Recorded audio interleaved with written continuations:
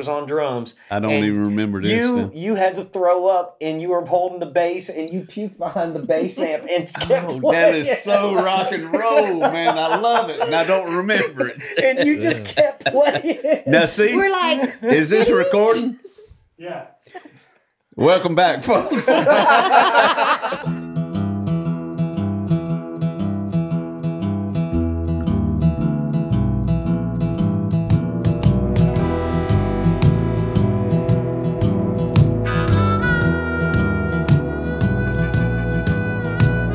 Something in the water taught me how to crawl. Something in the water taught me how to fall. Hey, everybody. Welcome to another Something in the Water podcast. I'm Uncle Dave Griffin. I'm Sean Clark. And our guest this week, we'd like to welcome the beautiful couple, husband and wife, songwriting, musical duo, originally from Waycross, Georgia, now living in St.Simons, Chris and Laurie Rider. We're glad to have y'all. It's good to be here. thank you for having us. Yeah.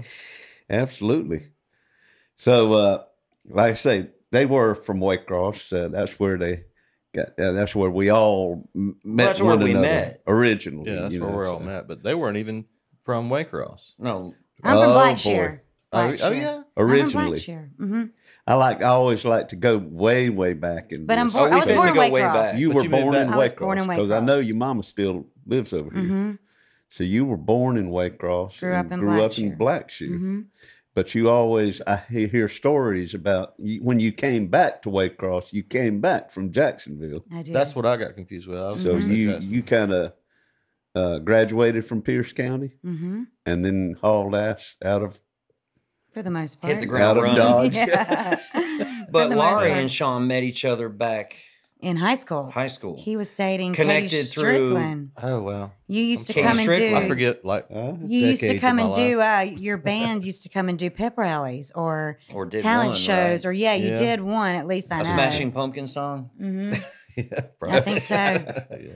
Mm-hmm. Disarm, So yeah. you, That was you on were- the So played over there. y'all probably met before any of us met. I'm sorry, Lauren. It's Well, okay. you ain't got to remember that. I'm just saying. so you were dating Katie Strickland. Strickland, wasn't she the actress? Mm-hmm. She still is that. Dave. You dating Hollywood starlets? Oh, it goes deeper than that. He moved. He moved. She wasn't at the time. He moved off with her. I do know the story, but our listeners don't. But you dated a girl from Blackshear. He looks like this is painful. He's not wanting to talk I'm about not this the right guest. now. You're not the guest. Yeah, we'll move on. A little teaser there for y'all to wrap Rain your check. head around. Yeah, we'll talk about that sometime. Though. But we are going to talk about how we all met, right? Right. Yeah, Because yeah. I moved here in 95, 96 From from Glenn County. From Glenn But County. originally I'm from Massachusetts. Boston. No, everyone says Boston. Why is it Marion. Boston?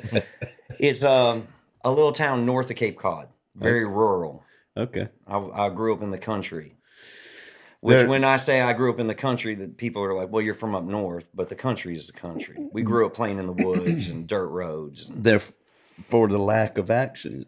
I mean, that's right. You probably did have a thicker accent at one I had time. a hella but- accent when I moved here, but I lost it quick Yeah. because I got teased. Go with him to Boston. It comes It- back. Does it come No, back? it does not. It come comes back a little bit. When I go to Massachusetts, everyone thinks that I'm from here, and when I'm Yeah. here, everyone's like, "Where are you from?" Yeah. They can't pinpoint it. Yeah. But no, Well, you sound like Chris to me. yeah, I know. But we moved to Glenn County. My parents separated, divorced. My mom's second marriage.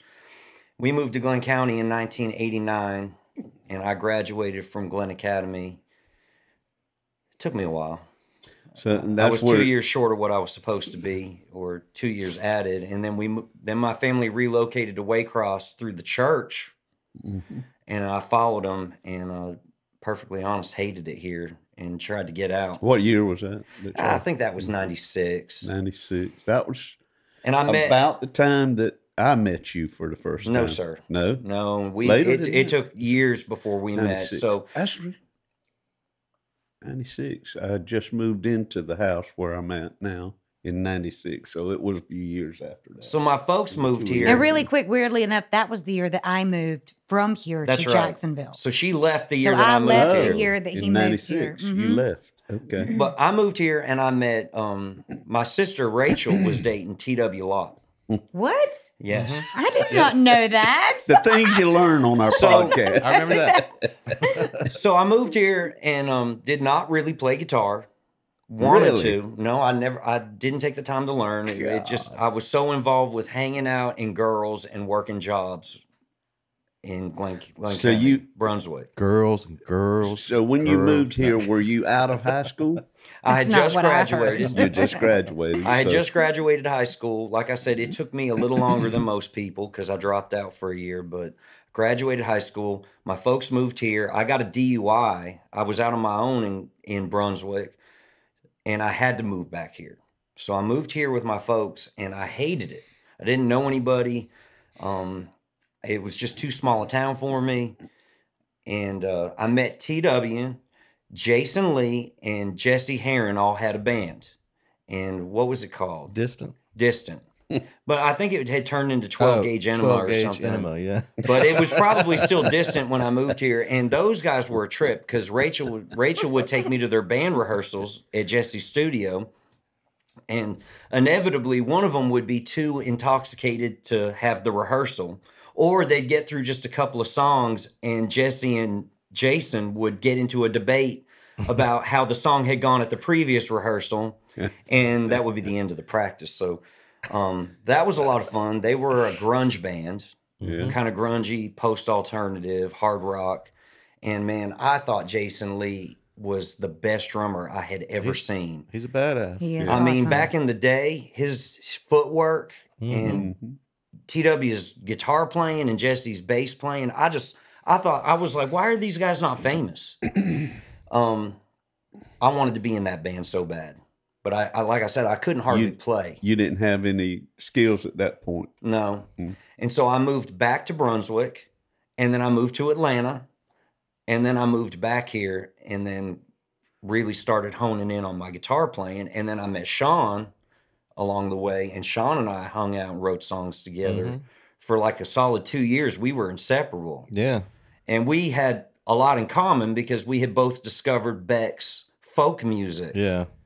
At that time, and Tom Waits and his lyrics. And so You turned me on to Tom Waits, actually. okay. But remember, we found Hank Williams Sr. at the same time. Damn. Tell me the story. I showed up and I was working at the movie theater here, and the manager and I had gone out drinking, and he had Hank Williams on his stereo in his truck. And I said, Sean, you got to hear this. And you said, man, I've been listening to that for the past 2 weeks. And we Oh, had really? both discovered it at the same time Oh, because we okay. were both But not going at the same backwards. moment, but not at the same moment, right around the same time. And I don't know, we just had a lot in common. Yeah. And we were always together with our acoustic guitars in someone's living room, backyard fire, Yeah. just trying to find our voice. Man, do you have the tapes that we I made? don't. Man, it was just like stream of consciousness making up songs on the spot on these tapes. I think that I heard some of that. And You I did think I at some did. I point couldn't even have. tell you I did one too. line out of the whole thing now, but it. Titty Flopping USA. Oh yeah, man. Yeah. But we had a lot of fun, and we always carried that recorder around and a microphone, and we were always trying to hit it hard and trying to get better and find our voice. Yeah, And, that was you played me Graham Parsons, and I remember it. You had a shop, Mhm. and it was named after a Star the Wars, most easily Most Easily. instead of Most Isley. which is a Star Wars reference, right. And you sold incense and T-shirts and tapestries, and it was a hippie shop. It was a head shop without the pipes. Yeah. Yeah, that's right. And you played me Sin City, the song. And man, I loved it. I heard that pedal steel guitar playing in them harmonies. And I said, let me take that CD home with me. And it was the Flying Burrito Brothers, right? Yeah. Mhm. And I brought it back to you the next day. I said, man, that's terrible. The whole thing is terrible. Oh, yeah. You said, are you crazy? I said, that one song is good. I don't like the way Graham sings. I don't like none of it. Yeah. And then I'm going to let Laurie talk, I swear. But, Wasn't he just getting on to me about this? Then it grew on you, though, well, didn't it? I got my timeline wrong. I moved to Atlanta and I found Graham Parsons live with the Fallen Angels. Mm-hmm. And that's the good stuff. He had honed in on what he wanted to do, and he had a hell of a band. Well, he had Emmylou. And he had too. Emmylou. Yeah. And then I went back and rediscovered Flying Burrito Brothers, Right. and it started clicking and making sense. But anyway, that's my story of how I moved to All right, now, Waycross. it was probably right about this time that you discovered, y'all made these discoveries, Hank Sr. and Graham Parsons and all, for you, Chris. Right about that time, probably, that you came over to my house where I live now. Mm-hmm. And I remember sitting in the laundry room. I was sitting on the clothes dryer or the washing machine, just sitting there, and y'all were standing there either playing. Me and Chris? Yeah. No, you're getting it wrong. Okay. Graham brought Sean to you. Graham Griffin, your nephew. No, we went to Sean's house. Me and Graham did. That's where we met. But Graham didn't want me to meet you yet. I thought that we met that He time. acted like you were the secret. secret. Graham told me I wasn't ready to meet you. I swear to you, this happened. Graham said you're this not. pillow just came out of nowhere on that one. Folks, you'll have to excuse this. You'll have to excuse this. We are not representing or Let's just represent. yeah. But might as well. Graham said that you were the unknown secret. And I wasn't ready to meet you yet. So it took a little while. Sean had met you first. I met you at the post office and had no idea who you were. Wow, really? And I was going into the post office to mail homemade demos that Sean and I had made Really? to college radio stations. And you Did I wait on you? Yes, you waited on me. Did we And, talk about it? Yes, we talked about it. And don't before I remember. met you, remember. because you had this awesome mullet, and it reminded me of Buffalo Bill from Silence of the Lambs. Am I getting it right? So Justin, if you can find a picture of him post production and put it up, Dave had this really awesome mullet, and Still got it. And the way that Dave talked with his hands at the post office while he waited on people, I thought I gave you a backstory. I was like, this guy's a magician who does birthday parties on the weekends. That's what you look like to me. Prestidigitation. So we met, and you were inquisitive. You're like, oh, I see you're mailing stuff off to radio stations. And then when I finally did meet you through Graham finally brought me over. I was like, the post office guy, the magician. So he was a secret. He The really was a musician secret. magician. But you were always so supportive of all of us. And I could come knock in at any time of day, say I got a song, and you say, come on in. That's Let the me hear beauty it. of it to me. You know, I learned so much from y'all. I did pick up so much from y'all. Y'all just made me young again. Y'all subtracted years off my life because you're talking about the post office. I was there for 14 or 15 years, and I had shelved everything musically, you know. I played in a band, you know, the Keepers was a cover band, 60s covers. And 89, we played 50 straight weeks, 50 weekends. We had a gig for 50 weeks out of the year. And I was working at the post office, graveyard shift, like 3 a.m. So we'd play at St.Simons, and at 1 o'clock or 2 o'clock, we'd get through at 2 o'clock. That's right. Gigs went till 2 back then. And I'd throw that guitar in the case and haul ass to Waycross, clock in at 3 at the post office. Was married at the time. And it did not bode well with the marriage. The job was okay. I could live with the job, you know. Ended up getting on a day shift and working the front counter, the stamp counter where we met. But at the time, you know, I was working in the back, and 3 o'clock in the morning and 50 weeks out of a year. And I said, guys, I'm quitting the band. We find a replacement. And Well, we all inspired each other. I remember I'd go watch Gravy practice. Sean had Yeah. a band with your nephew, Graham, yeah. and Jesse.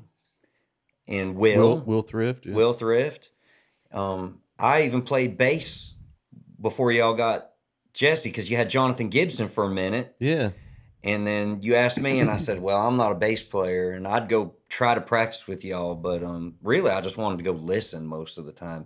Y'all had this really awesome song that Graham, I don't remember the name of it, but Graham's lyrics were Coca-Cola ain't sweeter than me, and y'all go dun dun dun dun dun Yeah. dun. Oh yeah. Dun dun, It and I was, stole that and added that to Black Holiday. That dun dun Yeah. dun dun, them hits, them Yeah. 6 notes, and So where The did Real your Thing, your that's the name. the real thing. your guitar playing finally come up to par with Well, everything else? What ended up what year would that have been that you when I moved here, I stayed real busy in the bedroom because there was I just didn't what the I just locked myself in my room and tried to work, and then at night I'd go hang out with Sean and we'd pick, or I go to TW's house. TW was the only one who had his own place out in Waresboro, which natives of Waycross would pronounce Wasboro. Wasboro. I lived right across from TW out there. So, living at my folks' house, you know, there was a lot of people there. There was 7 of us living there at one point. Donna Horan said she would hear him out in a canoe in the pond, and she'd hear clang, clang, clang, way out in the water. That was Brantley County. I don't know that Donna story. Horan? I don't know that story, but you know, I've heard that story. Me and Sean and TW, we just all worked so hard at what we liked doing. We always had a guitar in our hand. Yeah. And you know, that's how it just went for years and years and years. We all made each other better. All right. So now, what was the year? It would have had to been 2000s because I was 2002. already working at Crosstown It was in 2000, 2001. 2002. 2002, you came back from to Waycross. Jacksonville Mhm. to Waycross. I remember all of this Mhm. as it happened, you know, because it was all you popped in the store one day. I can't remember if you were with your sister, probably. And it was just like full of life and light and energy and everything, you know, into the music store. And then next thing you know, y'all are together. That's right. Sean married my sister. I married Laurie, and we both had children within They're 2 months of each They're other. a month and a day apart or something. So like that. No. I'm sorry. They're a couple months apart. They're so like our 5 months boys are apart. both cousins, and they're Just close. They're very Real very close close, in yeah. age. And So that was, it all just happened like a whirlwind. Everything just happened so 2002, quick. Really y'all did. got married? 22? No, we or got married in 2003. 2003. Mm-hmm. And let's see, I had just come back from Atlanta, and I was working at the Swamp Park. He Remember, was. I was doing Yeah. the boat tours. Yeah. Yeah. Snake shows. Snake handler. I was was a doing snake the, handler. I was There's a doing snake you can handle right there. I was doing the reptile shows at the Swamp Park. It's the reptile. And Laurie had moved here from Jacksonville. Jacksonville, fresh out of a divorce on the rebound. Mm-hmm. And I was looking for someone to sing with, that Emmylou thing. Mm-hmm. And we started singing together. Mm-hmm. And she was all into Tori Amos and Tool. So I had to teach her about Americana music. So when I came back to Waycross, my sister and Bonnie, Chris's sister, who was married to Sean, they lived in a duplex beside each other. I was ready to start a fresh new life and get into music, and he was. You looking wanted for to move to someone. New York City. I was about to move to New York City. Thank God I did not do that. No kidding. I actually had Just plane think about tickets that to for a go. minute. Just think about that for Yeah. a minute. How delicate that little ribbon of life is, where a decision that you make, your left leg is going this way, your right leg is going that way, and one of them wins out. You know, Divine intervention. 18 years. 18. This will be 18. 18 years That y'all married. have 18 been years. married. That's right. That's fantastic. 19 years together. Mm-hmm. And Sean started Jack Cadillac right around that time. Was it? Yeah. Around what time when y'all got married? 2003. Or? Well, right around the time Cohen and Christian were born. Yeah. 2000. And that was with John Pope and your cousin Brandon Doty. Yeah. And who was the drummer? Well, Originally, it was John. Pope. Yeah, Pope was the drummer. even though he was the best guitar player. But we didn't have a drummer, so he was the only one that could play drums. And But y'all debuted at Twin Earth. Was that the name of it? Mm-hmm. I was It was there. Halloween night. Oh, well, I was thought there. it was the Curl Up and Die. Yeah, I don't know if that was our first show, but it was pretty close. I thought y'all had just a open night Bob Dylan tribute concert at Curl Up and Die, and then you ended up playing with John and Brandon, and there was a spark, there was a connection. And to me, John Pope is your guitar player. Oh man, I mean, I love to hear you with all of them. Don't get me wrong. I totally agree. But man, you could play a song for John Pope, and he seems to just get where you're coming from. yeah, he already feels what. He's so artistic. Yeah. That's I mean, how he really TW was for me Yeah. back in the Hay Shaker days. I could show TW a song, and he'd be like, "Oh yeah, I know where you're coming from." I love when that happens with other Chemistry. musicians. Yeah. That's you mentioned a while ago that you said that I was so supportive of everybody. I appreciate that and everything, but I've always felt that about the two of y'all. Your bands. When we weren't butting heads. Your bands and your bands, y'all have always been like, you see, I never had bands. You know, I might have been supportive. Come on in the house, boy, sit down. Well, you had know? cover bands. Can I feed you? You had cover bands. You had Rhythm Oil. Yeah, but you're a bunch of old guys. I reckon. Y'all were youth. You guys were awesome. Y'all were youth, and over and over again, y'all grabbed the younglings. What as choice? they- It was as- what choice? That was a as they were- survival as they were technique. coming out of high Like- school, but they were like- talent.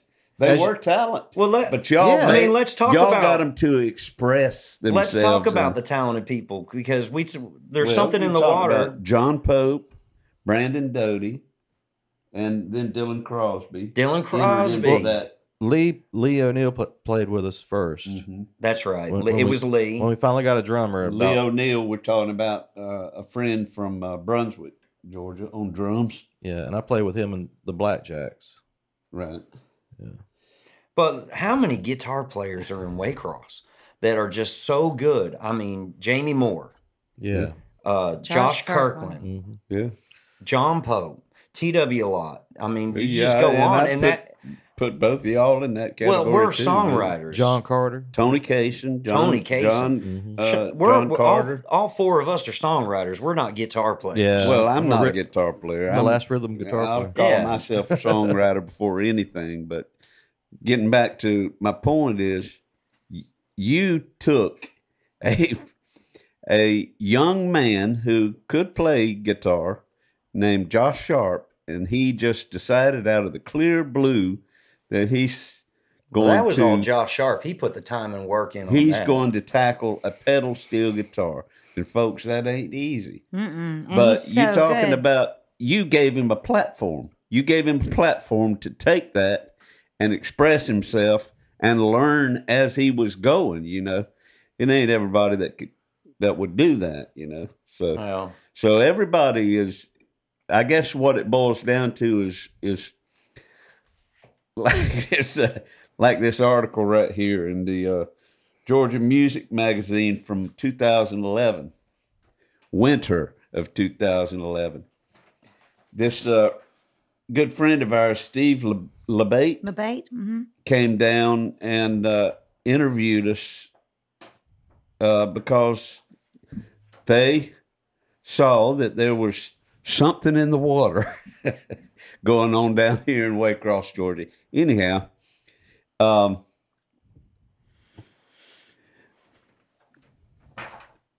it's like Laurie says in here, and I quote, put your spectacles on. excuse me. Sorry, they're not pink. It said, we've been through deaths, marriages, divorces, babies being born, tornadoes. It's family. There's this big wheel, and you keep it going. We all inspire each other to be the best we can be. That's it in a nutshell, folks. Yeah. That's Waycross music for you right there. And Worded well. if anybody chooses to deny that, just email us at somethinginthewater@gmail.com. Well, let's think about it. I mean, at one point or another, we've all been in a band. Yeah. I mean, you were in Hayshaker. You Yep, played bass played for bass us. with y'all for a And while. Lou. How many road trips did we do with Dave? We A did. lot. We had, Songs that were was a written. good time. And you and Sean, how many road trips have y'all done? Bunch. Yeah. And even when I did my solo stuff, Sean backed me. That's up. right. The So- Pine Box Dwellers did a couple gigs with you. Mm-hmm. And that's what makes this place special to me. I know this happens everywhere. Musicians play with each other, but we're such a small town. Everyone knows each other. Everyone's in each other's business, and there's only a handful of people to choose from. So we've all been in bands with one another. Yeah. I think we've all learned something from one another. You know? For That's sure. right. And Absolutely. what about the jam sessions we used to have in the basement of Whitfield's? Yeah. Oh, Lord. Yeah. Now that's when we were green Yeah. and we were just starting out. Going for it, though. That was Yeah. when Charlie Chastain owned Senior, it. Charlie Owned it. Chastain Charlie Senior. Senior owned it. Yeah. And Paul owned Crosstown right a block away. That was some good times. And that's when the magic happened, because I just show up late at night not knowing who's in the basement, and you never knew. Yeah. And it would be, come on up here on this little 2-inch riser stage. Yeah. Smell like mildew down there. It was, that's what it's. And then the Beautiful. transformation was Lita and Larry opened up the creek eventually, Yeah. and everything shifted down there and Yeah. gave us a platform to play and book. Mm-hmm. But you know, one of the best, craziest gigs I ever played was me and you at JR's Pub. With TW. Two No. picks and a stick. Was he there the night that Yes, because he threw a beer bottle through his own window in his Mustang and busted Really? it out. He thought the window was down on the ride over, and he tried to chunk a beer bottle out the window and busted his glass. He shows up with no window. the tequila night? We can talk about it because there's a lot that happened that night. Now, number one, we didn't have any songs. We just made them up Yeah, as we we made went. it. We were just And time became kind of wish-washy. I don't know how long our set was. Did we play for 15 minutes or an hour? we didn't take break. I don't think we took a break. We just I blacked out. I'm not going to lie. I remember standing on a table I don't making... remember TW being When there. you're so- blacked out, 15 minutes is an hour. I remember standing on top of a table making up a Spanish song. Oh, no. Lord, why didn't they on that's video when, that? and that's when you There were no still cell had a lot phones of... back then. Sean Cell still had a phone. lot of friends that still lived here because they hadn't moved off yet, and we packed that place out. It was What packed year out. was this? 96, 97. Yeah. And y'all, the name of the band was Two Picks and a Stick? Well, that's what Tiffany Parrott named us. Yeah. But I don't know that TW I totally was forgot there. about that whole thing about TW. I Now, remember. there- Now that you say it, remember- I remember. But Remember, a man came running out of the bar. He got very excited, and he jumped on someone's car hood, just like We're standing there smoking cigarettes just at the end of the night, drunk, and someone comes running out like, ah! no. Let me back up. Everybody busted out of the two doors at the same time, like everybody's leaving, and it was just like a happy crowd. We were trashed, and I'll tell you how we got that way in a second. But like we bust out, and everybody's just kind of spilling out into the Parking lot. and then this random guy just jumps up on purpose, like on his side, like right onto a hood of a car that's right there, and smashes it. And they were like, Smashes the car? and the people that don't so. know him, that it's their car, are going because they're having a good time. They're all like, hey, and then they're like, Then all of a sudden, the realization of Oh. like, no, what are you doing? dude. But Okay, you got to go back because we weren't called Two Picks and a Stick. I just remembered we didn't have a band name, and Mr. JR named us. I think that this night He it was named just- you that? No, Sean will tell you the I name. think it was just me and you playing this particular night. okay. though. It was just me and you, and he named us. Remember Yeah. Oh man. Just Two Picks. the Rose, The the Rose of Paradise. the Rose of Paradise. Man. Okay, wait. We're telling this all Oh, backwards. that is so gay. We're probably getting too nice confused. sorry, but No, Y'all are. and he had such a was that a different nice night? personality. He came up and he put his arms around both of us. He said, "Boys, everyone."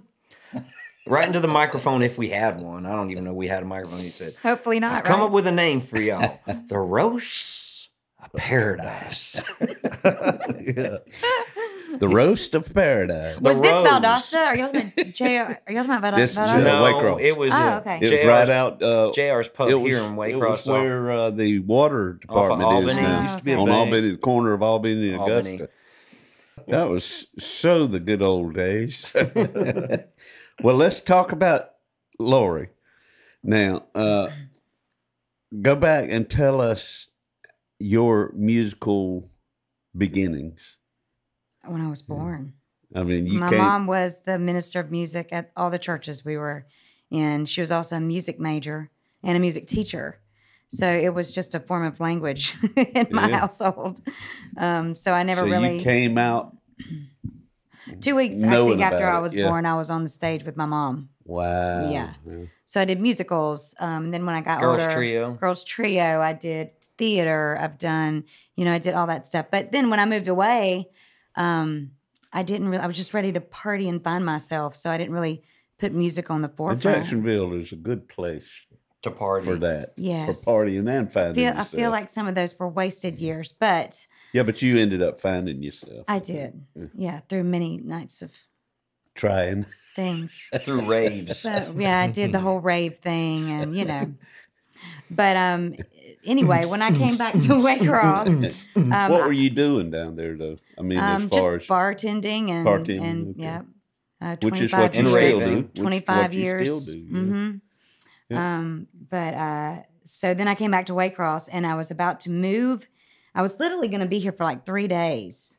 And I was going to live in New York City with a friend of mine who had just moved up there to become a comedian.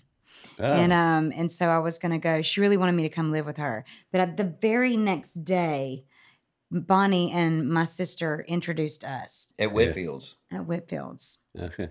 And the next day I woke up and he had left a CD, which was the Titty flopping. live CD, the Graham live CD. Oh.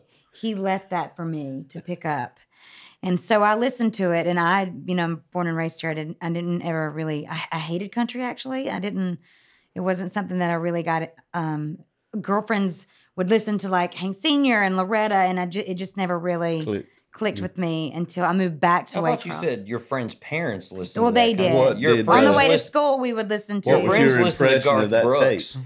tape? So when I listened to it, I think it came in such an important time period of my life that if I had listened to it any time before then, it would have not been so monumental in my life at that very moment when I listened to it, because I was going through such a transition, that. But you got it. Oh, I fell in love.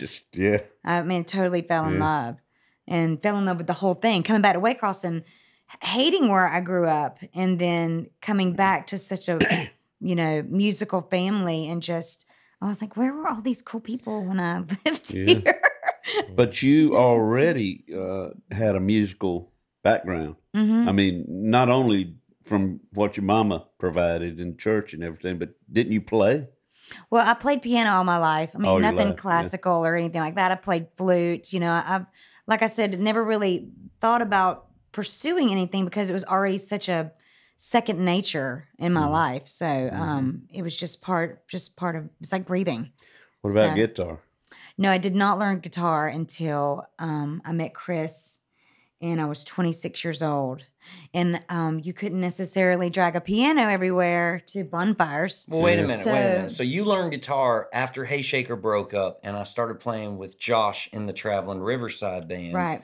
And you I were wanted like- to start writing Fairly songs. I recent wanted to then. write. I wanted Fairly to. within the past 5 years. No, Traveling Riverside band's 11 years now. 11 years? Mm-hmm. Jesus. Yeah, we started right around the same time Sean Yeah. started Pine Box. Man. Time We've flies. only been So you've been playing guitar now 6, for 7 Or years. since I was 10 26. or 11 years. For 10 years, she's been playing 10 guitar. years. Mm-hmm. But it was just learn to write songs. It was just to write songs because I had years and years and years of journals, and I wanted, it was a break in Hayshaker, so I wanted to venture out and write songs. And so, I mean, even when I was a little girl, I would climb up into hymn books that had no words in it, and I would write songs about Jesus. So just wanted to learn how to play instruments just so that I could incorporate them into some sort of song. Now that's the key right there, folks. Songwriting. Everybody in this room right here. That's probably, well, I know, speaking for myself, it's the biggest strength that I have to put out there as far as music goes. That's what I live for and am most engaged with musically, whereas some people are like, what's this, But the fact that you had journals and everything, and then what about your first song? My first song that I wrote? Yeah.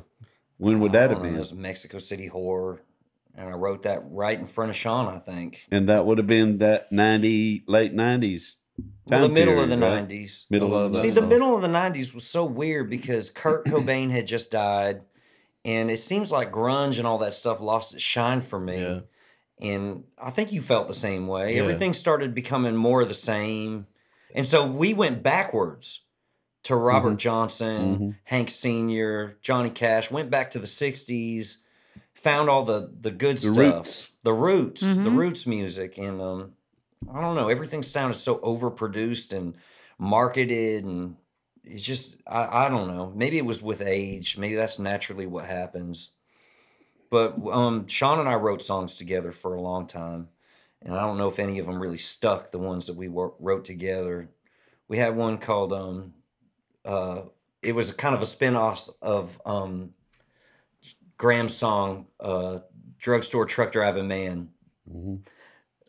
I remember. It's time for that real truck driving music. Yeah. Man. I don't know if I've heard that, but I'd like to. That was like all the words to it, wasn't it? It was just that line. I had one. Say it again. I had one It's that was. time for that real truck driving music. Remember the time for one that I had, real truck a driving Ku music. Klux Commie Bico Disco Lovers. Yeah. What? Wow. Okay. We were really into lyrics. Y'all were into drugs. Well, there might have been some of that too. Laurie, when you talking about your journals and everything, did you actually compose a song that you could say, I wrote a song today? Did you ever do that, or was it all about Chris after y'all got together? No. I started writing songs that were for me. That I just wanted to get out. You have those songs that just need to come out. So you and wrote on the a piano. lot of those. You wrote a lot on the piano. Most of the time I write first on piano, and then I transpose it to guitar. But we actually didn't start writing songs together until very recently. That's right. Because Laurie writes from more of an emotional place, and I like to use a lot of nouns and try to be clever. Both of y'all's songwriting is impressive as hell. But very different. It is completely different. different. It is different. Different from one another. Yeah. Like she has different influences than I do, but we started writing songs together when we do write. It's hard to find the time to write now. Yeah. We're so busy, and I stay busy performing, and it's just tough, You were saying your strength is songwriting. Now my strength has become my voice and just entertaining tourists. Yeah. Well, that works too, Yeah. You put an album out, a solo album. 2013. Yeah, that's right. I think. Wow. This year 2012, thing is just something like killing that. me. No, here. it's 2013. That's right. I didn't realize how it's gotten away from me I know. so bad. It's not just you. So 2013, God.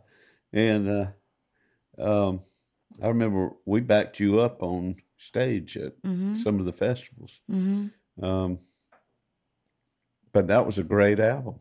Yeah, it That was. was really good. It's good so album. amateur now when I listen Not to really. it. Isn't that funny how that works? I listen back to anything that we did back then. It's like, ugh, this doesn't sound so good.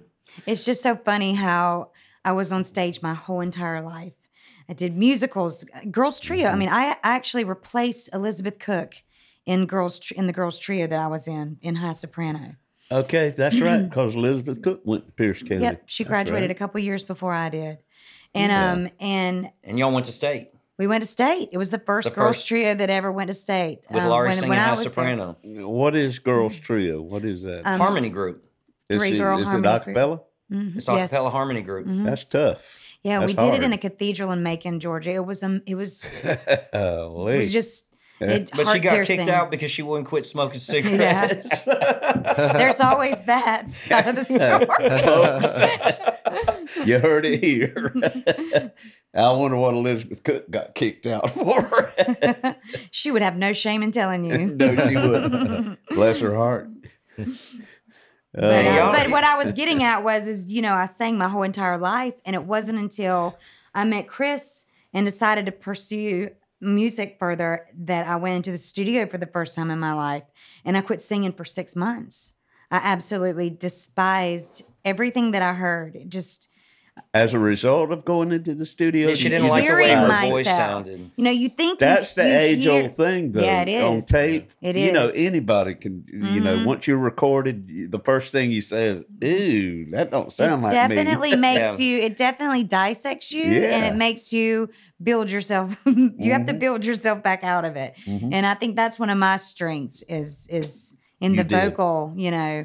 Coming out of that vocal You were able fear. to take that and reform. after long, grueling, self-pity hours. Yes, I was able to do that. But then I learned a lot about myself in as far as vocals go when I recorded with Mark Neal. He's a Grammy Award-winning producer, and he really made me. He took me to the roots. Well, he worked you. Literally, he worked me That all was day long. The guy that did the Black Keys, Yes, he did the Black Keys Brothers album. Brothers album. and he also did that guy that Justin that Charlie you're Crockett. Charlie Crockett. Have y'all listened to any of his? I don't think No. so. Charlie Crockett, man. give it a spin. J.D. McPherson is another one that he did that's really good too. But I spent hours and hours and hours in the studio with him, so that really, pushed me out too. Yeah, he was a good vocal coach. Mm-hmm. Was he easygoing to work with and all? Not really. In hindsight, any thoughts about those recording sessions would be to come out in advice. Like anytime you do something where you're spending a lot of money, make sure you get a contract. Everything's in writing because it's real easy for someone to not do what they say they're going to do. That's my experience with that man. But it wasn't all bad. He helped us out with a lot of things with tone and tuning. Out of our range. Yeah, like why are you singing these songs so high? Let's drop the key a little bit. So he made us better vocalists for sure. Yeah, he did. So where y'all at right now with this? Okay, well let me just say this. A year ago, pretty much a year ago from the time that y'all are watching this, America went into a pandemic shutdown, and for the first time, Congress okayed some money for gig workers, which applies to musicians. Unemployment money for gig workers, which applied to musicians for the very first time. And you had to jump through the hoops and over the hurdles, and there were many. And that little girl right there helped us all through and kept us focused. I don't know how you did it, but A handful of you. Well, she did it. She ain't scared to sit at a computer and figure something out for hours. I get aggravated with the computer. I'm like, oh. Man, that thing was so aggravated to do all that. It was unbelievable. It was as was much as you can imagine. deserved, is what it Bureaucratic was. red tape, bureaucratic red tape was this application that you had pages and pages and pages. But you Figured it out. Figured it out and siphoned it down to something that we could all relate to, and led the way and helping all of us. Hell, we stayed on the phone with you for hours. Yeah. And then you helped everyone else out. Mm-hmm. But it goes back to that wheel. Yeah. That wheel. That wheel. It's a big old Waycross wheel. And no, I just, I know all of my musician friends, and they were just going to all sit back and not do anything. And I was like, this is for you. If you don't get it, somebody else is. Yeah. It's yours to take. So here we are a year later. I'm still getting mine. How about y'all? I'd rather talk about your 50th birthday. Oh, no. Well, yeah. That was the day that time went backwards. Isn't that when everyone gave you a bottle of tequila? Didn't you have like 12 bottles of tequila? Folks, if you don't know me by now, then you don't know that tequila is my choice, my drink of choice. And mine too. I like a little shot every now and then. And I'll explain why later. But on my 50th birthday, that would have been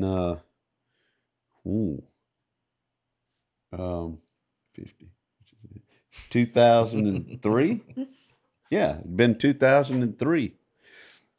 I was surprised by my daughter, Megan, had worked up this surprise, and it ain't easy to pull the wool over my eyes. Now, I'm on to you, but I wasn't. I wasn't that day. I was slipping that day, because when I drove up the hill after work, got to my house, there was cars lining the ditch all the way around the house. A lot of cars. And when I went in the house, the front door of the house, it was quiet as a mouse. I said, okay, brace yourself, Dave. You fixing to have to endure this surprise party.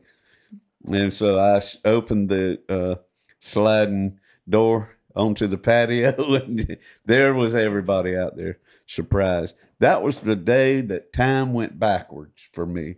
I swear to God. Now, it was probably tequila and pot and several other things going on there that made time go backwards. But I was kidnapped also in my own van, and by my nephew Graham and Donna Horan and somebody else.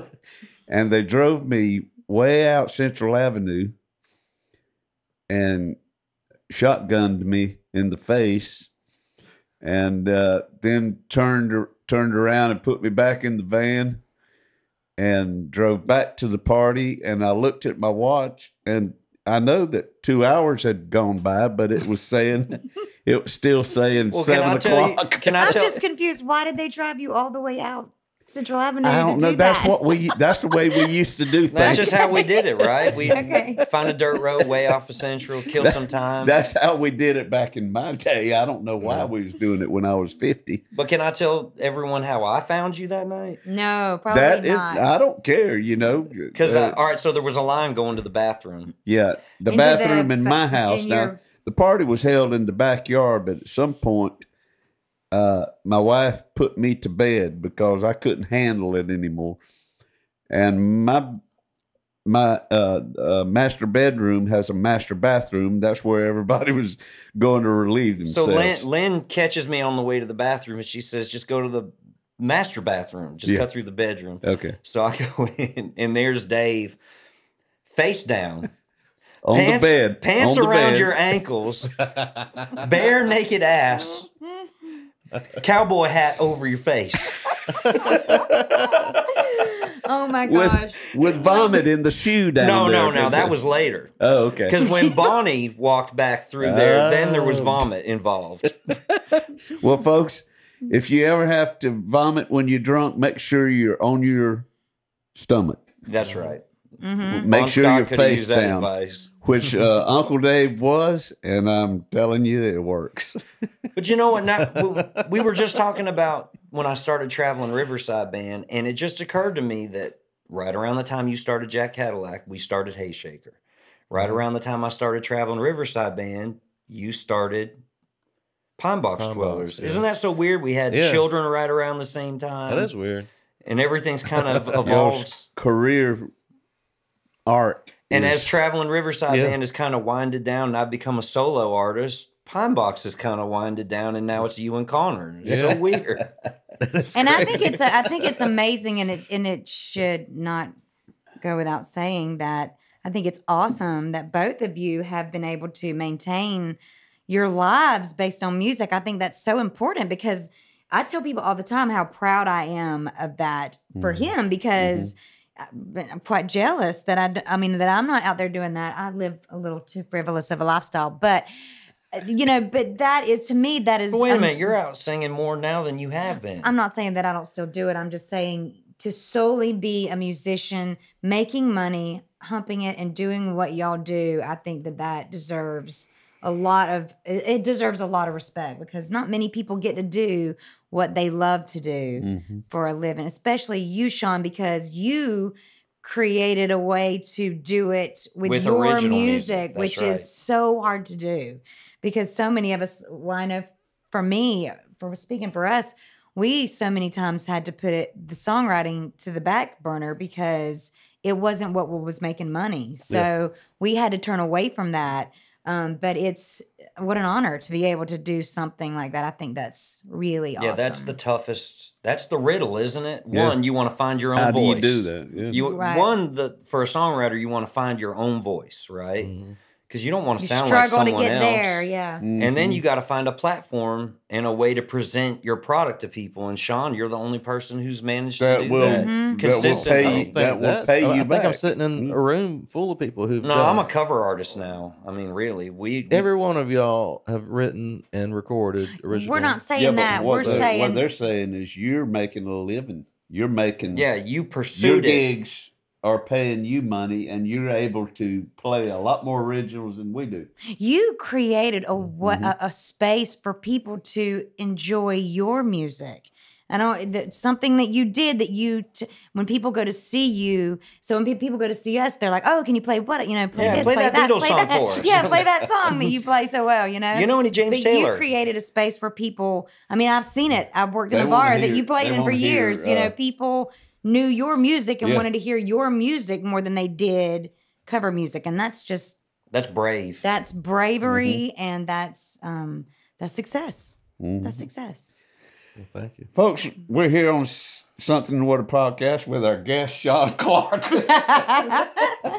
Y'all You get the pillow now. Grab it. y'all just turned the table on him. Well, if y'all smell something, I drank some coffee before I came here. Well, folks, we're going to take a quick break right now, and when we come back, we're going to have some original music for you Oh, yeah. from the Riders, and maybe a little bit of Uncle Dave and some Sean Clark, too. We'll be right back. Something in my brain won't let me stray. Something in my veins gonna find its way.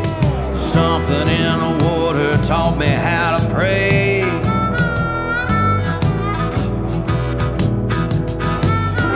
When that cold black water finds its way into your veins, you'll never be the same.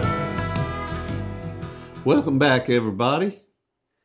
We're going to do a little thing right now. It's a truck driving song that I wrote in honor of my sweet baby girl, Megan. And it's called Curl Up and Die, with the help of the Riders.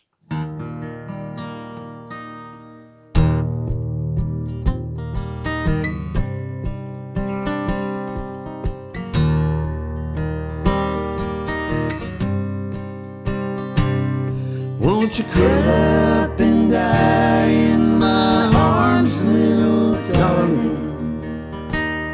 Won't you curl up and die in my arms, little one? Your daddy is home and the full moon is falling. Stop weeping, your crying is done. Your crying is done. I've traveled from Tampa to Tempe. I've wandered many a mile. I've seen wondrous things, but they left me half empty compared to your beautiful smile. So won't you curl up and die in my arms, little darling? Won't you curl up and die in my arms, little one? Your daddy is home and the full moon is falling. Stop weeping, your crying is done. Your crying is done. Well, the road is my constant companion. Highway's my closest friend. I'd swim the West Coast and I'd jump the Grand Canyon just to lie in sweet arms again. Won't you curl up and die in my arms, little darling? Won't you curl up and die in my arms, little one? Your daddy is home and the full moon is falling. Stop weeping, your crying is done. Your crying is done.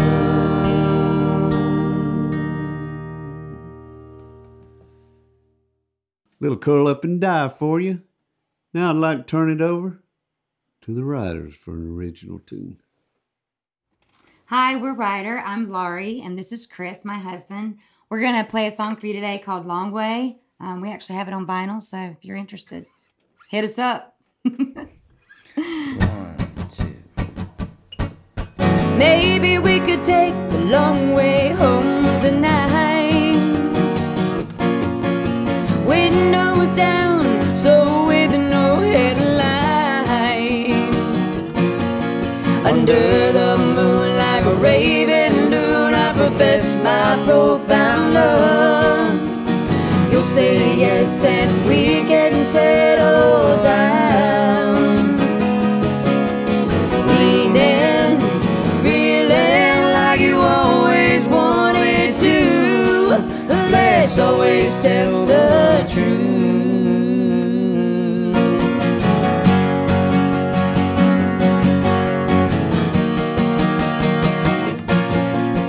Maybe we could take the long way home tonight. 'Cause I can't stand not one more single fight. And I'll grow and prune under that moon until I can no more.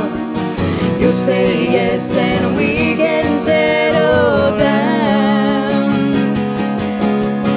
Leaning, reeling like you always wanted to.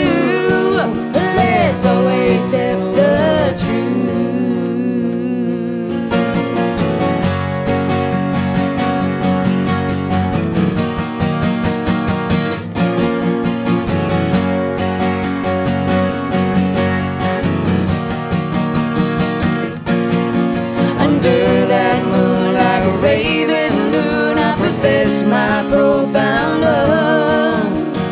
You'll say yes and we can settle down. Leaning, reeling like you always wanted to. Let's always tell the truth.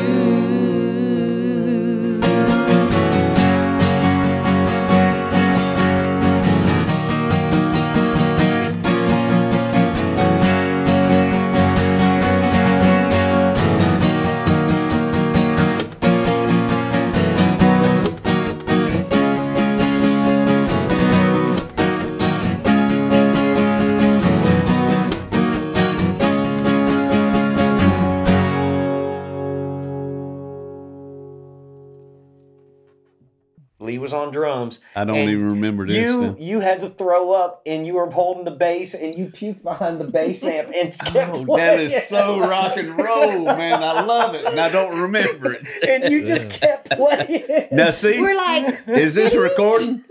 Yeah. Welcome back, folks. You've just been treated to a little outtake. That's an intake, and this it was an outtake. That's funny. It might have been an outtake. It was a take of ours. But we're just rehashing some old good memories. We share, me and these folks here, we have shared secrets, songs, stories, Spit. stages, Secret song story stages. and there's another S in there somewhere. Well, stages could be a double entendre. Oh, yeah. It's like, I'm in my larva stage. It's a very bad period. But this is so nice to have y'all on tonight. Well, thank y'all for having us. And I don't know if we've covered everything, but if we get into the secrets, we're liable to have to shut the show down. Well, let me say this. Let me say this because it's on my mind right now. Remember when you and I used to ride the Locos? Pull your mic to you. Pull it to me. Yeah. Remember we used to ride the Locos on Sundays when Sean Swinson owned it.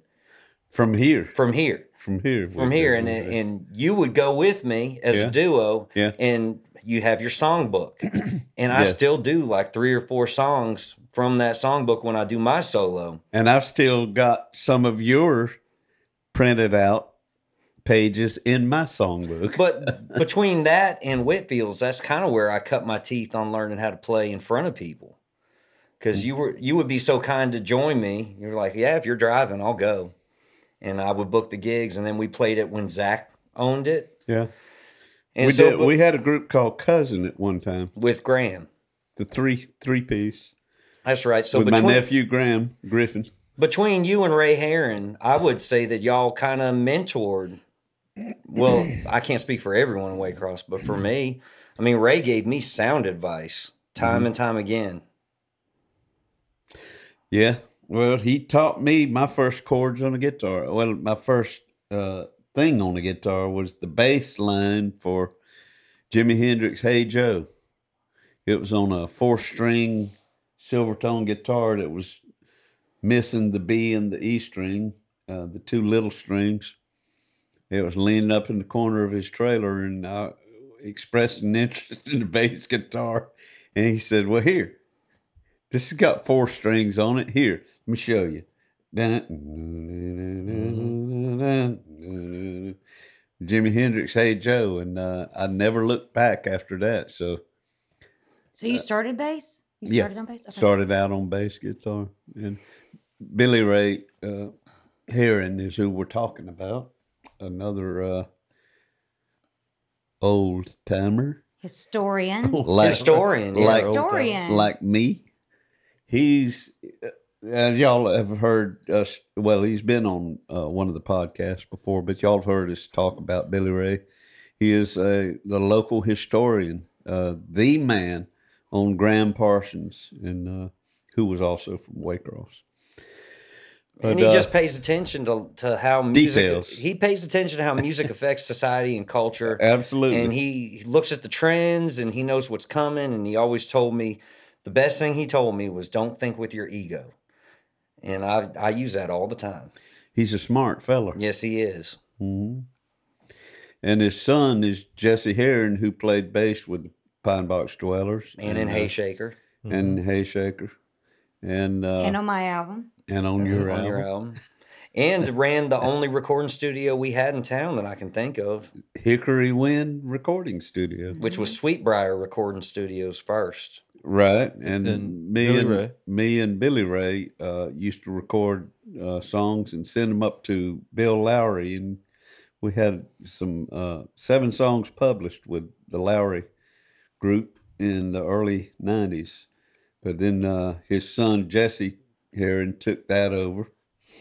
And all of these young up-and-comers generations took advantage of that. Three generations of Herons that have influenced and impacted all of us.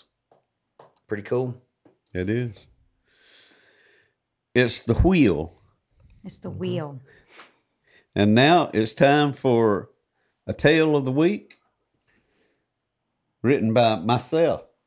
And this one is not in the book, but it is very relevant to our guest tonight. And excuse me for... Is this about the Athens trip? No. I don't think I don't, and that's a very much a shortcoming for me, because back when I was doing a weekly blog online, I did it for 2.5 years.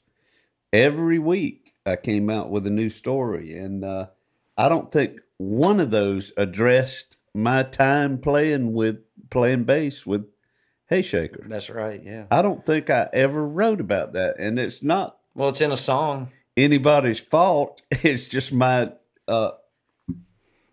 lapse of memory. But anyhow, this one is.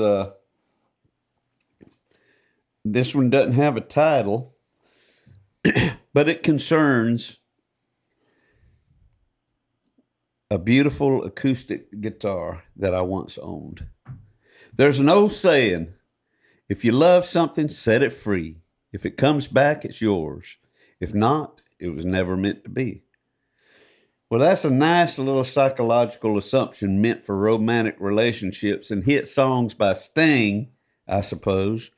But when it comes to guitars, can I please just have mine back? Back in 2003, I was working for Paul Lee at Crosstown Music, dealer of fine acoustic guitars in downtown Waycross, Georgia. Just around the corner was Velvet Groove, a memorabilia store specializing in vinyl records and operated by local lawyer Scott Crowley and singer-songwriter, this guy, Sean Clark. Bonnie, sister of Chris Ryder, and Sean's wife at the time, was a hairdresser and was granted space in the rear of the store for her coiffure stylings and hair colorings, calling it Curl Up and Die. The name inspired me to write a song, less about perms and such, and more about love between daddies and daughters. Past the storefront display windows, inside the Velvet Groove, there were funky artifacts everywhere. From vintage clothes and collectible figurines to dated school lunch boxes and lava lamps. A side staircase led to an upstairs loft where musicians would gather for informal jams or songwriting sessions. For one of many musical gatherings, the city street in front of the store was cordoned off and a sturdy flatbed trailer was rolled in as a performance stage featuring some of Waycross's finest. You were on the bill that night, I believe. I think we were both on the bill that night, Laurie and I. Yeah. She probably sang Alicia Keys. Oh, God. I was asked to sit in on a couple of songs with the local band Grass Hat, featuring Jesse Heron, Justin Minshew, Jamie Moore, and Will Thrift. I took out my trusty old 1977 Takamine acoustic guitar from its leather case and started tuning. Before I strolled on stage to play and sing backup on Neil Young's Cortez the Killer and Polk Salad Annie by Tony Joe White, I took a stiff poke of Jose Cuervo from the bottle in my guitar case. Living in the temperate South Georgia climate brings on an annual assault of allergies that burdens me year-round thanks to my age. But what I've found as a remedy is my go-to pre-vocal warm-up exercise designed to clean out those pipes. A shot of tequila. You've heard me say that many a night. Many times. Are you forgetting the Bud Light? A shot of tequila and a Bud Light, please. A shot of tequila from nature's blue agave plant. Preferably with salt. Salt been around since early civilization figured out it was crucial to human health. And a slice of lime, a natural healer, unless you squirt it in your eye, all combining to help ease and eliminate what I like to call LGTC. That's Lower Georgia Throat Crud. It also provides a warm, fuzzy, confident feeling that helps you communicate with the audience. I highly recommend it to all aspiring singers and wannabe AA members. My regimen was under control until the rain clouds began to unleash above us, forcing all who had gathered in the name of music to seek shelter in the upstairs loft of the Velvet Groove. One of my standout memories of the evening was John Pope's acoustic rendition of John Lennon's beautiful Across the Universe, complete with all the Jaguru Deva the Sanskrit mantra used to lull the mind into a higher consciousness, kind of like tequila. We carried on until late that night when 5 or 6 of us exited Velvet Groove and stood on the sidewalk out front solving the world's problems. I leaned my Takamine in its leather bag against the outside store window behind us. Half an hour later, we all strode off in different directions and made our way safely home. At Crosstown Music the next day, I got a call from Sean saying he needed to pick up a set of guitar strings. So I asked him, if you don't mind, how about looking around the store there and bring my Takamine with you? In my mind, I had laid it on a bench just inside the door of his store the night before. 15 minutes went by, and a nervous Sean called back to say, I can't find it anywhere. Punch to the stomach, slap in the face, arrow through the brain, call it what you will. It all descended upon me as I recalled my guitar's final resting place outside the store. I beat myself up about it for a day or two after my sweet wife combed every pawn shop in 2 counties, coming up empty-handed. Finally, finding some psychological comfort in that old saying about letting it go and it coming back if it's supposed to. Actually, what really got me through my loss was a Martin DR Dreadnought Rosewood that I bought as a replacement using my handsome employee discount from Paul Lee at Crosstown Music, dealer of fine acoustic guitars. The DR. Yeah, and you had one, and I had one. Now, I bought mine from Clyde's Discount Music in Brunswick. Now, I was working at a Boy Scout camp in Middle Georgia and had saved every paycheck. What year? Before 2003? It's got to be 2000 because all of ours were 1999s. They're all cousins. Yeah. Ashton has one now. Ashton's got one? Ray had a trade-in, and someone brought one in that they bought from Paul. You'd have to ask Ray. But Ray got one from someone who bought one from Crosstown. It's a cousin, and he gave it to Ashton. So we all had cousin guitars. So Abby had one, Paul had one. Abby, Paul, you, me, Sean. That's right. Megan? No, I bought her another model. Now, the one that Sean owns, Jesse owned first. Jesse owned. Sold it to Scott, and Scott sold it to you, right? Scott Crowley. Or was that an electric guitar I'm thinking about? He might have sold it to Scott, and then Scott traded it in to Paul. But I got it from Paul. You got it from Paul. Okay. Yeah. Yeah. I was going to buy mine from Paul. I had played one in Paul's store and then went off to work for the summer and saved every paycheck, came back, but I stopped in Brunswick and I took one off the shelf there and I said, hell, I'm just going to buy this. And I came back, and it's a good thing because I think Paul had already sold all his by then. But we all bought them around the same time. They're all cousin guitars. Well, what struck me with the DR is, okay, this Takamine that I gave away that night, I had bought used from an Air Force serviceman in 1977 in Valdosta when I was playing music there. And I loved it. And it wrote many of an original song with me, you know.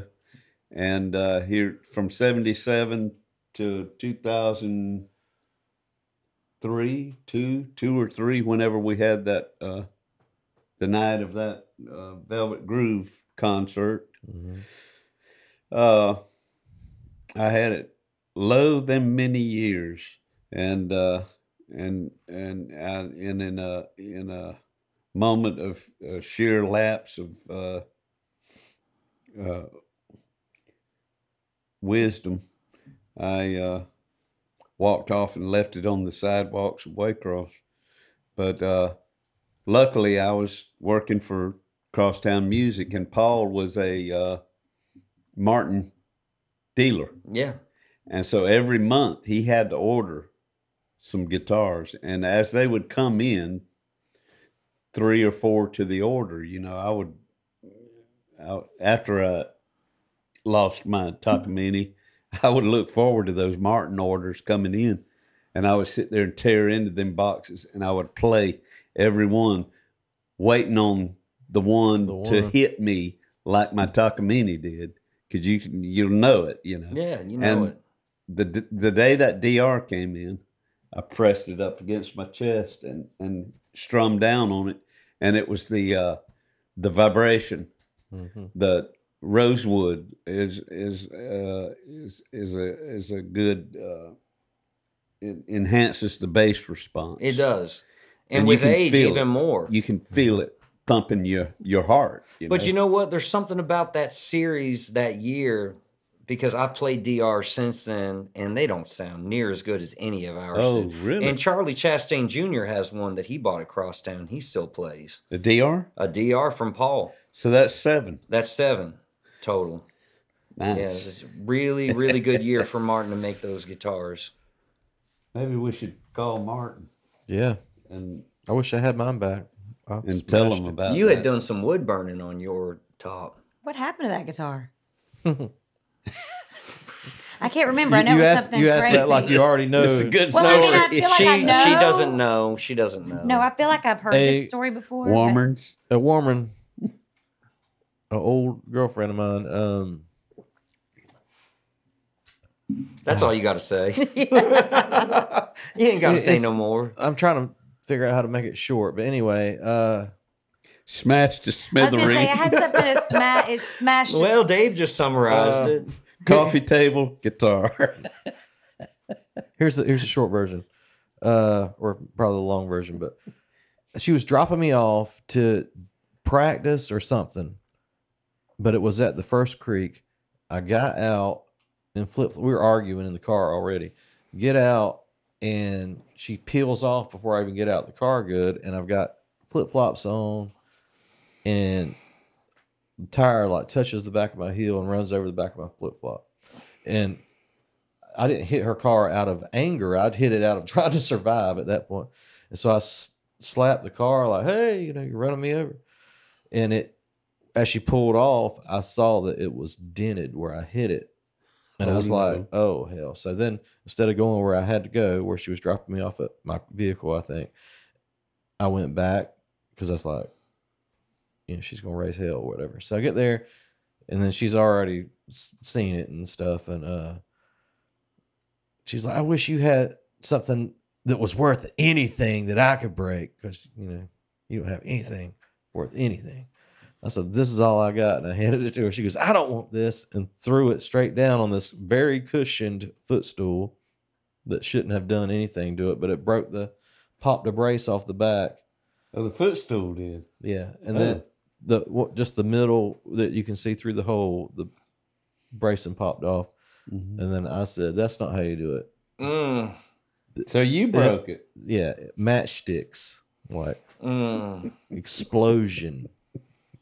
Yeah. And immediately regretted it. Yeah. Dumbest thing I've ever done. Did you write a song about it? Did you ever write a song about it? I still hadn't got over it. You got to get over something. Sorry for your loss. I wrote so many. Talking about writing some songs. But I'm sure you write more on yours. But man, I know the feeling. Yeah, but we did. That was one thing local to Waycross music scene was the fact that so many of us, the primary group of songwriters, we all carried that same model. That's right. Of guitar. But they all sounded amazing, but they all sounded different. Still do. Yeah. Yeah. I remember and that's what you still play. That's It's my. the I deal. bought a J45, and it sits at the house most of the time. It's just there's something about that guitar. It's just it don't hurt my hands. It's easy to play. It stays in tune. The tonation is great. Just can't beat it. How many times have you had to have work done to it or reset up? Or anything? The bindings come off the back a couple of times. Mine too. But I fix that myself. I think that's the climate that we live in down That's here. the climate. That's Close to the salt water and everything. Yeah. So, folks, a Martin guitar,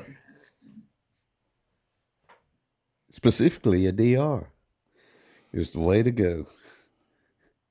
We stand behind them and endorse them 100%. Waycross singer-songwriters music scene. Send us 1 or 2 or 3 or 4. Well, I guess we've come to the end of Something in the Water, and we want to thank our lovely guests, our good friends, Chris and Laurie Rider. Always a pleasure, and it's been fun. And before we head out of here, I'd like to say a big thank you for this shirt right here from Neil Morris, who I woke up this morning and got a text from. And he said, check your front doorknob. And I went out there and found this hanging on the doorknob with a note attached to it. And he said, you said that you liked my funky shirts, so here's one I've outgrown. So I would just like to say a shout out to Neil Morris, who I think we ought to have on this program For sure. sometime, because he's relevant. Mm-hmm. He's got a story to tell. Yeah, you know, we get so involved about talking about the musicians and the Something in the Water, but we tend to forget that There the are music others. lovers that have supported us along the way. Well, Neil actually sang. was a lead singer in several bands. I think back in the 80s.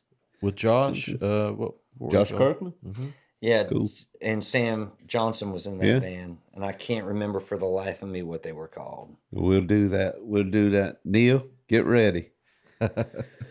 Well, we want to thank everybody for watching again. And as we always say, rate, review, subscribe, like, and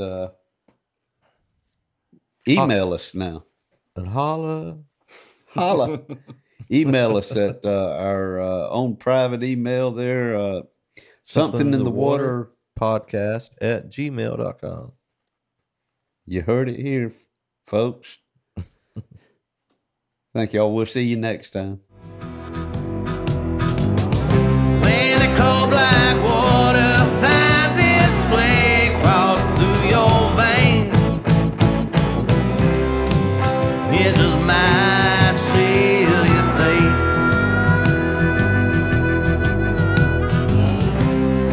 It just might seal your fate.